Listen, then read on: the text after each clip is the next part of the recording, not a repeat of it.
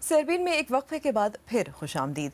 India میں سیاحت کی صنعت اور سیاحوں کی حفاظت کے لیے خصوصی پولیس کی تجویز کہاں تک پہنچی، اس کا ذکر ذرا دیر بعد، پہلے اہم عالمی موضوعات کے لیے ارم گیلانی۔ امریکہ میں ٹورنیڈو کی تباہ کاریوں کے بارے میں ہم بات کریں گے، لیکن ابھی آگے جو ہمارے پاس خبریں ہیں ان میں سب سے پہلی خبر ہے افغانستان کے بارے میں۔ افغانستان میں برطانوی افواج کے ساتھ کام کرنے والے تقریباً 600 مترجموں کو برطانیہ میں رہنے کا حق دیا جا رہا ہے۔ اب تک برطانیہ کا موقف تھا کہ افغان مترجموں کو برطانیہ میں سکونت اختیار کرنے کے وہی حقوق نہیں ملنے چاہیے جو عراقی مترجموں کو ملے تھے، لیکن خدشہ بھی تھا کہ افغانستان سے مغربی افواج کے انخلاء کے بعد وہاں رہ جانے والے مترجموں پر طالبان حملہ کر سکتے ہیں۔ تفصیلات عارف شمیم سے۔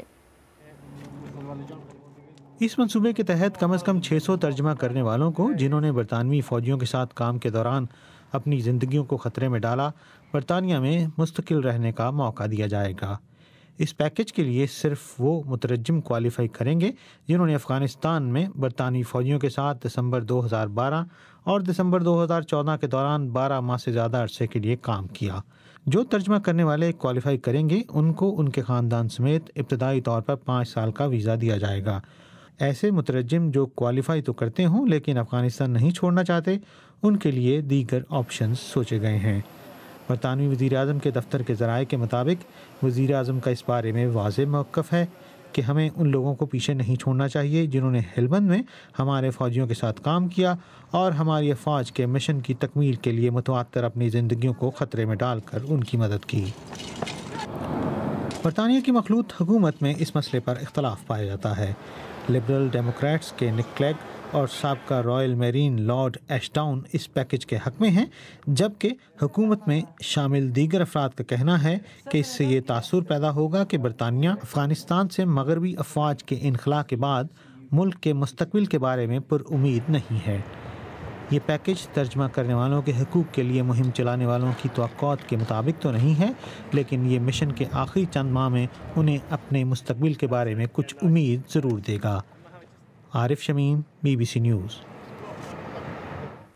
امریکہ کے شہر اوکلاہوما کے مضافات میں پیر کو آنے والے ٹورنیڈو کے بعد امدادی کارروائیاں جاری ہیں اور متاثرہ افراد اپنی زندگی از سر نو شروع کرنے کی کوشش کر رہے ہیں۔ یہ امریکہ کی حالیہ تاریخ کا سب سے شدید ٹورنیڈو تھا۔ حکام کو یقین ہے کہ اب انہیں مزید لاشیں یا زندہ بچ جانے والے نہیں ملیں گے۔ تفصیل پیش کر رہے ہیں خالد کرامت۔ ٹورنیڈو کے سبب ہونے والی تباہی کا منظر میلوں تک پھیلا ہے۔ تباہی کو دیکھتے ہوئے حکام نے اس ٹورنیڈو کا درجہ بڑھا کر اس کو سب سے شدید طوفان کا درجہ دیا ہے۔ طوفان کے بعد ہونے والی تلاش اور لوگوں کو بچانے کا کام اب اختتام پر پہنچ رہا ہے۔ متاثرہ علاقوں میں صفائی کا کام جاری ہے۔ لوگ اپنی تباہ شدہ دکانوں اور گھروں سے باقی بچا سامان اٹھا رہے ہیں۔ کہا جا رہا ہے کہ متاثرہ علاقے کے لوگوں کو اس واقعے سے ابھرنے میں مہینوں یا شاید سالوں لگ جائیں۔ طوفان کے آنے کے فوراً بعد جو مناظر تھے وہ دل دہلا دینے والے تھے۔ بے بس والدین دیوانہ وار اپنے بچوں کو ڈھونڈ رہے تھے۔ یہ اس طوفان کا ایک آئیکونک منظر ہے۔ طوفان کی زد میں آنے والے اسکولوں میں یہ ذمہ دار ٹیچر زیادہ سے زیادہ بچوں کو زندہ بچانے کی کوشش کر رہے تھے۔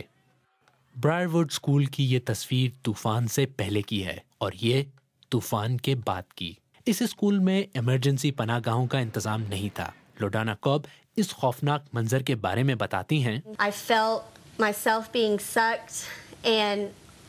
جب عمارت کی چھت اڑ گئی تب مجھے لگا کہ یہ ہوا مجھے بھی اپنے ساتھ اڑا لے جائے گی۔ تب میں نے سوچا کہ میری گود میں جو چھوٹے بچے ہیں وہ مر جائیں گے، تو میں نے ہمت نہیں ہاری۔ میں تب تک جدوجہد کرتی رہی جب تک دیوار میرے اوپر گری۔ پلازا ٹاور اسکول میں بھی کچھ ایسا ہی ہوا۔ تیز ہواؤں اور ملبے سے بچوں کو بچانے کی کوشش میں جینیفر ڈاؤن کی ریڑھ کی ہڈی ٹوٹ گئی۔ کورٹنی براؤن بھی ان افراد میں شامل ہیں جن کے سر کے اوپر کی چھت تیز ہوا سے اڑ گئی۔ ہوا کی وجہ سے دروازہ خود بخود کھلتا رہا، بند ہوتا رہا، کھلتا رہا۔ ٹیچر کہہ رہی تھی محفوظ مقامات پر جاؤ، میں اپنے گھٹنوں پر بیٹھی تھی۔ ٹورنیڈو کے سبب اتنے بڑے پیمانے پر تباہی کم ہی ہوتی ہے۔ حکام کا کہنا ہے کہ یہ امریکہ میں ٹورنیڈو کے نتیجے میں ہونے والی بڑی تباہیوں میں سے ایک ہے۔ खालिद करामत, BBC न्यूज़। अब एक नज़र दीगर बैनुल-अक़वामी ख़बरों पर। ईरान के सदर महमूद अहमदी नजाद ने कहा है कि वो शूराए निगहबान की जानिब से सदारती इंतखाब के लिए अपने हिमायत याफ्ता उम्मीदवार असफंदयार रहीम मशाई की नाअहली पर रहबर आला से बातचीत करेंगे। शूराए निगहबान ने 14 जून को होने वाले सदारती इंतखाब में साबिक़ सदर अकबर हाशमी रफसंजानी और असफंदयार रहीम मशाई को हिस्सा लेने के लिए नाअहल करार दे दिया है। अमेरिका में गैर कानूनी तौर पर मुकीम तारिकीन वतन को शहरियत देने का कानून सेनेट के पैनल ने मंजूर कर लिया है, जिसके बाद इस कानून को मंजूरी के लिए ईवान में भेजा जाएगा। आइंदा माह होने वाले सेनेट के इजलास में इस कानून पर बहस होगी। उर्दन के दारुल हुकूमत में शाम पर कॉन्फ्रेंस से कबल अमरीकी खारिजा सेक्रेटरी जॉन कैरी ने सदर बशारुल असद को मुतनब्बे किया है कि अगर वो आइंदा माह मुनक्किद होने वाले अमन मुज़ाकरात में शिरकत नहीं करेंगे तो अमरीका और यूरोपीय ममालिक शामी बागियों की इमदाद में इजाफे पर गौर कर सकते हैं।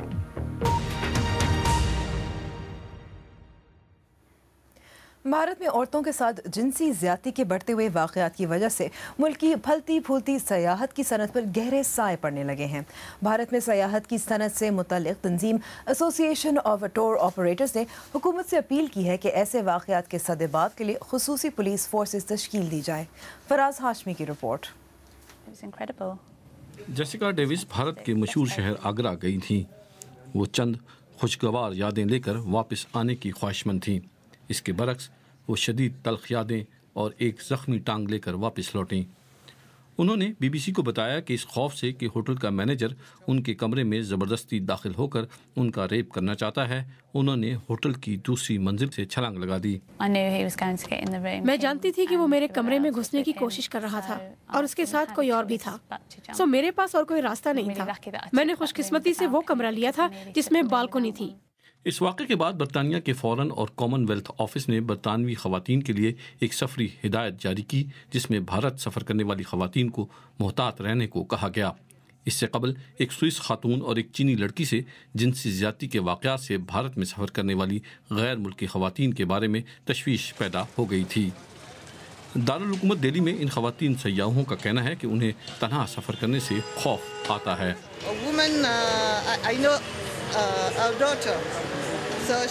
जब मैं कर्नाटका के साहिली कस्बे गोकाना में थी, एक 60 साल खातून के साथ साहिल पर जिनसी ज्यादती की गई थी। वो बड़ी सीधी सादी खातून थी और उनका रवैया और हुलिया हरगिज़ बेबाक नहीं था। मेरे वालिदैन नहीं चाहते थे मैं भारत आऊँ। मैं बहुत ज़्यादा खौफज़दा नहीं हूँ, लेकिन थोड़ी परेशानी ज़रूर होती है। मैं रात के वक्त बाहर नहीं जाती। Indian association of tours operators का कहना है कि इस खौफ की फजा से सयाहत की सनत पर मनफी असर पड़ सकता है। I strongly condemn what has happened and we have already written to the government and all the state governments. जो कुछ हुआ मैं उसकी पुरजोर मजम्मत करता हूँ। हमने पहले ही हुकूमत और तमाम रियासती हुकूमतों को लिख दिया है कि हमें फौरी तौर पर टूरिस्ट पुलिस बनाने की ज़रूरत है और हुकूमत ने हेल्पलाइन बनाने पर इत्तेफाक भी कर लिया है।